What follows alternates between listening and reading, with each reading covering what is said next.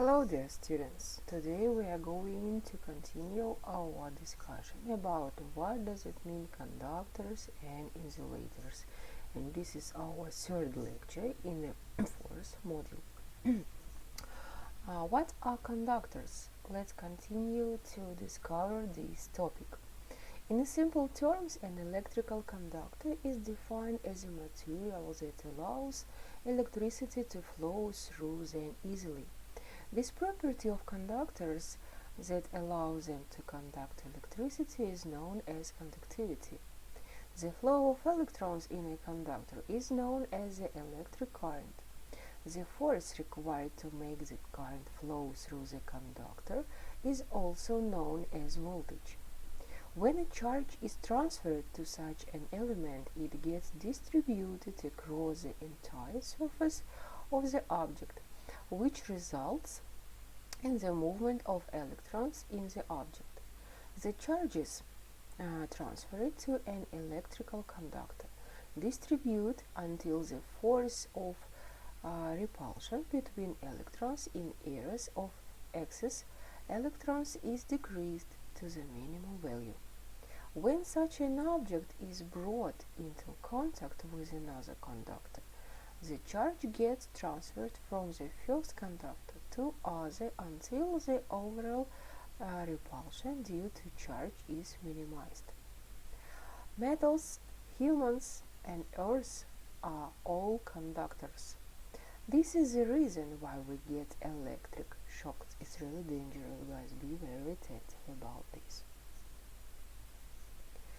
Also, guys, here in my screen you can see some examples for conductors and for insulators. Gravity, the human body, and the earth are good conductors of electricity. Some of the common conductors examples include metals such as copper, gold, and iron. What are insulators? I believe that you remember the definition of this and from our first part of the conductors and insulators lecture. Insulators are metals that hide the free flow of electrons from one particle of the element to another. If we transfer some amount of charge to such an element at any point, the charge remains at the initial location and does not get distributed across the surface. The most common processes of charging of such elements is charging by rubbing for some elements with the help of suitable materials. Also, we have some examples of insulators like plastic, wood, and also glass. Guys, also we should know what kind of difference we have between conductor and insulator. Some key conductor and insulator differences are given in the table below. Let's, for example, discuss about the conductor. First of all, they are materials that permit electricity to heat to pass through it. Vice versa, insulator, they have materials that do not permit heat and electricity to pass through it. Conductors, they have a few examples of a conductor are silver, aluminium, and iron. Vice versa, about insulator, we know that they have a few examples of an insulator are paper, wood, and rubber.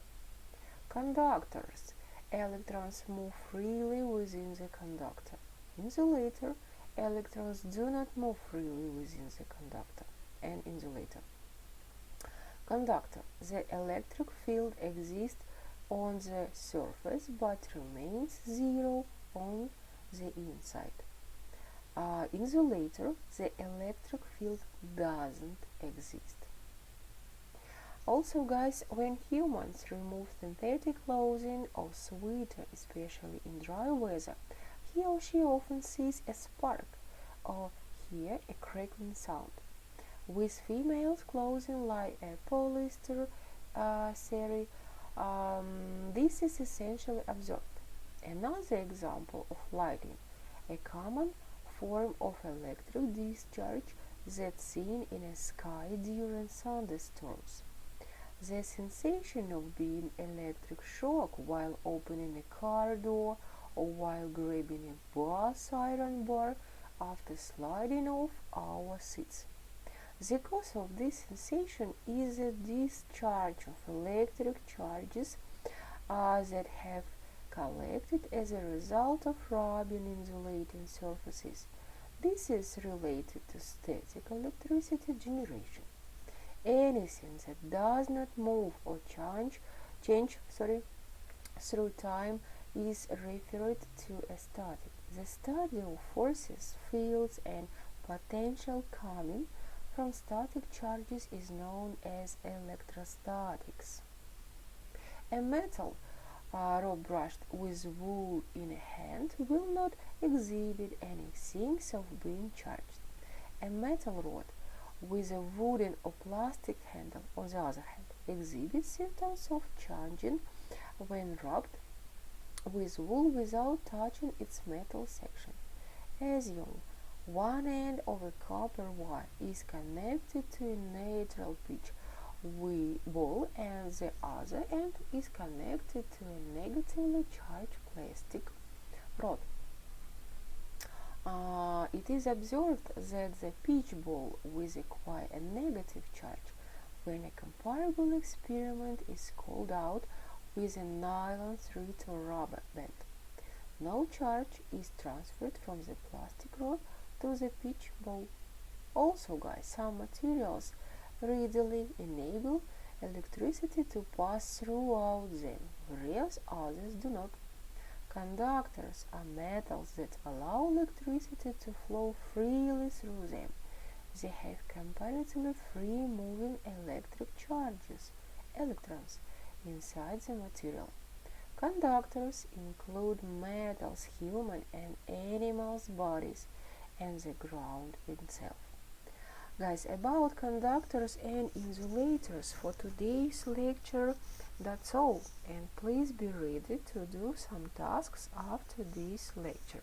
And see you soon. I wish you good luck. Goodbye.